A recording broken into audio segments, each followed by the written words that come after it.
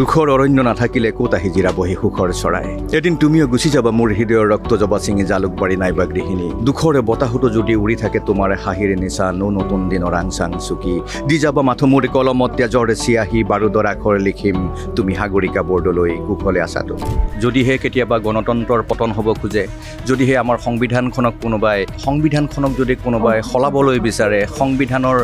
ধাৰাসমূহক সলাই যদি দেশখনক ফেচিবাদ গঢ়িবলৈ চেষ্টা কৰে অথবা কেতিয়াবা যদি শোষণ লুণ্ঠন আৰু কোম্পানীৰ ওচৰত দেশৰ এপদ সামগ্ৰী বিক্ৰী যায় দেশৰ আত্মা যদি বিক্ৰী যায় ভাৰত মাতাৰ যদি আত্মা বিক্ৰী যায় তেনেহ'লে আমি সকীয়াই দিবলগীয়া হয় উত্তপ্ত কিছুমান শব্দেৰে তেনেকুৱা কিছুমান শব্দৰ কাৰণে সেই ৰাজনীতিকসকলক মই সকীয়াই দিছোঁ সেই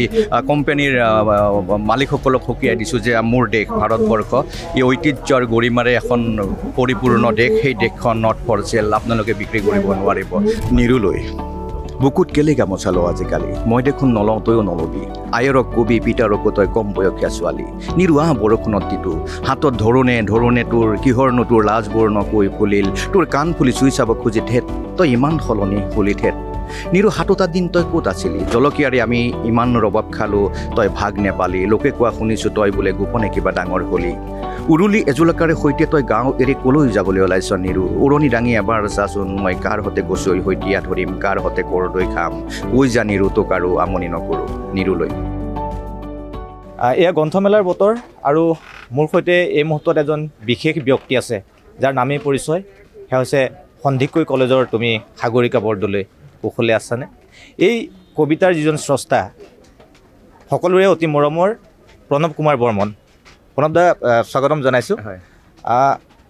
প্ৰথমে সেই মই এতিয়া যিটো গালোঁ সেইটো যদি কবিতাটো এফাকি হৈ যায়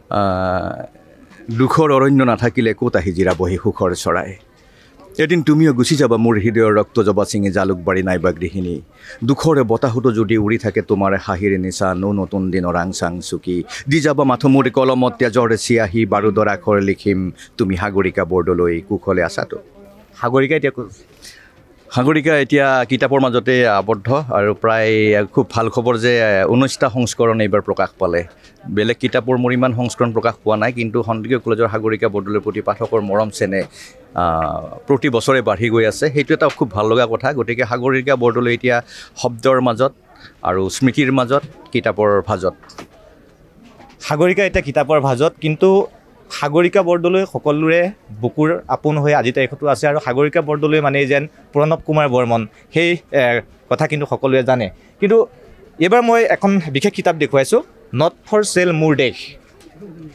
বৰ সাংঘাতিক শিৰোনাম আচলতে আৰু বিশেষকৈ প্ৰণৱ কুমাৰ বৰ্মনৰ এইবাৰ এখন নৱতম কিতাপ এক বিশেষ এই নামটো আপোনাৰ প্ৰতিখন যি গ্ৰন্থ সেই গ্ৰন্থ বা কবিতা পুথিসমূহৰ বিভিন্ন উপন্যাসো আপুনি লিখিছে কটনৰ এটা সময় খুব মেধাৱী ছাত্ৰ গুৱাহাটী বিশ্ববিদ্যালয়ৰ সেই ৰুমটোৰ যদি কথা কওঁ ধোঁৱা আৰু চিগাৰেটৰ ধোঁৱাৰ মাজৰ সেই ৰুমটো বুলি যদি আপুনি নিজেও সেইটো কথা লিখিছিলে তাই এই বিশেষ এই নামটো কিয় নট ফৰ চেল মাই কেতিয়াবা কবিবিলাকে অকল প্ৰেমৰ মাজতেই আবদ্ধ হৈ থাকিলে নহয় সমাজ আৰু এই যে জনজীৱনৰ কিছুমান দৃঢ় বাস্তৱক আমি উদঙাই দিবলগীয়া হয় যদিহে কেতিয়াবা গণতন্ত্ৰৰ পতন হ'ব খোজে যদিহে আমাৰ সংবিধানখনক যদি কোনোবাই সলাবলৈ বিচাৰে সংবিধানৰ ধাৰাসমূহক সলাই যদি দেশখনক ফেচিবাদ গঢ়িবলৈ চেষ্টা কৰে অথবা কেতিয়াবা যদি শোষণ লুণ্ঠন আৰু কোম্পানীৰ ওচৰত দেশৰ এপদ সামগ্ৰী বিক্ৰী যায় দেশৰ আত্মা যদি বিক্ৰী যায় ভাৰত মাতাৰ যদি আত্মা বিক্ৰী যায় তেনেহ'লে আমি সকীয়াই দিবলগীয়া হয় উত্তপ্ত কিছুমান শব্দেৰে তেনেকুৱা কিছুমান শব্দৰ কাৰণে সেই ৰাজনীতিকসকলক মই সকীয়াই দিছোঁ সেই কোম্পানীৰ মালিকসকলক সকীয়াই দিছোঁ যে মোৰ দেশ ভাৰতবৰ্ষ এই ঐতিহ্যৰ গৰিমাৰে এখন পৰিপূৰ্ণ দেশ সেই দেশখন নট ফৰ চেল আপোনালোকে বিক্ৰী কৰিব নোৱাৰিব আমি দেশৰ নাগৰিকে দেশৰ জনসাধাৰণে আপোনালোকক দেশখন আমি বিক্ৰী কৰিব নিদিওঁ মই এইখিনিতে NB নিউজ আৰু অসম লাইভৰ দৰ্শকসকলক এটা কথা এই মুহূৰ্তত জনাইছোঁ যে আমাৰ যিটো প্ৰজন্ম সেই প্ৰজন্মটোৱে কিন্তু প্ৰণৱ কুমাৰ বৰ্মনৰ কবিতা পঢ়িয়ে যেন ডাঙৰ হৈছোঁ তেনেধৰণৰ এটা ধাৰা আজি তাৰিখতে অব্যাহত হৈছে আপোনাৰ কবিতাত দেখা পোৱা যায় যে সমাজতন্ত্ৰৰ পৰা আৰম্ভ কৰি ফেচিবাদৰ পৰা আৰম্ভ কৰি সকলো সাংঘাতিক ধৰণৰ আপোনাৰ খুব তীক্ষ্ণ কলম আমি যদি শংকৰদেৱ কবিতাটোৰ কথা যদি মনত পেলাওঁ বৰ সাংঘাতিক এটা কবিতা কি ক'ব কেনেধৰণে সৃষ্টি হৈছিলে সেই কবিতাবোৰ মই আচলতে যদিও কবিতা লিখোঁ সমাজ জীৱনৰ লগত মই ওতপ্ৰোতভাৱে জড়িত যেতিয়াই ভাষাৰ সংকট হয় জাতিৰ সংকট হয় তেতিয়াই কিন্তু আমি আনৰ নিচিনাকৈ ড্ৰয়িং ৰুমত বহি কবিতা লিখিব নোৱাৰোঁ, ওলাই আহোঁ জনসাধাৰণৰ মাজলৈ বা ৰাস্তালৈকে ওলাই আহোঁ। আৰু সেইটো মানে সৰুৰে পৰা হৈছে এইকাৰণে যে আমি যিকেইটা ছাত্ৰ সংগঠনত জড়িত আছিলোঁ তেওঁলোকে আমাক এই মাৰ্ক দিছিলে যে মানুহৰ হৈ কথা ক'ব লাগিব, মানুহৰ যন্ত্ৰণাৰ কথা ক'ব লাগিব, মানুহৰ সমস্যাৰ কথা ক'ব লাগিব। কেৱল প্ৰেমতেই আমি মত্ত হৈ থাকিলে নহ'ব বা চিত্ৰকল্প প্ৰতীকেৰে ভৰা কবিতাৰ মাজতে মত্ত হৈ থাকিলে নহ'ব। গতিকে মোৰ কবিতাৰ ধাৰাটো হ'ল সমাজতান্ত্ৰিক এটা ধাৰা, য'ত মই মানুহৰ কথা ক'ব বিচাৰি, দুৰ্দশাগ্ৰস্ত মানুহৰ কথা ক'ব বিচাৰোঁ, নিৰ্যাতিত মানুহৰ কথা ক'ব বিচাৰোঁ। গতিকে মোৰ কবিতাখিনি অকণমান প্ৰেমৰ লগতে প্ৰতিবাদো আছে কবিতাখিনিত। আৰু এটা প্ৰশ্ন সুধিছোঁ, আপোনাৰ যিটো ধাৰা আছিলে প্ৰতিদিনেই যেন আপোনাৰ এটা নতুন নতুন কবিতা এটা সময়ত সৃষ্টি হৈছিলে, ক'ৰবাত সেই কলমটো ক'ৰবাত থমকি ৰৈছে নেকি শেহতীয়াকৈ, যে আপোনাৰ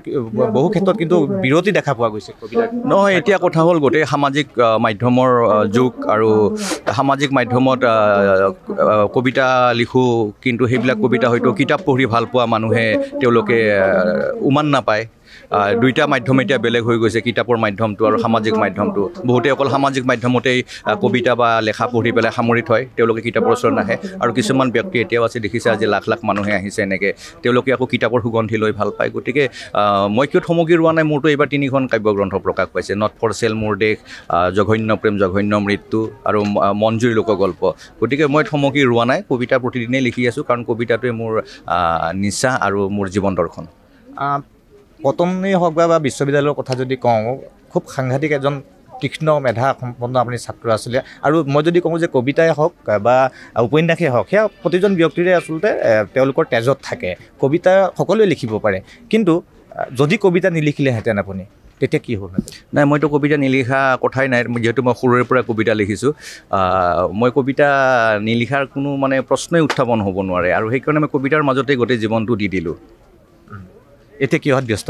মই এতিয়া মেইনলি মই প্ৰধানত ব্যস্ত অৰণ্য সুৰক্ষাৰ কাৰণে, যিটো আমাৰ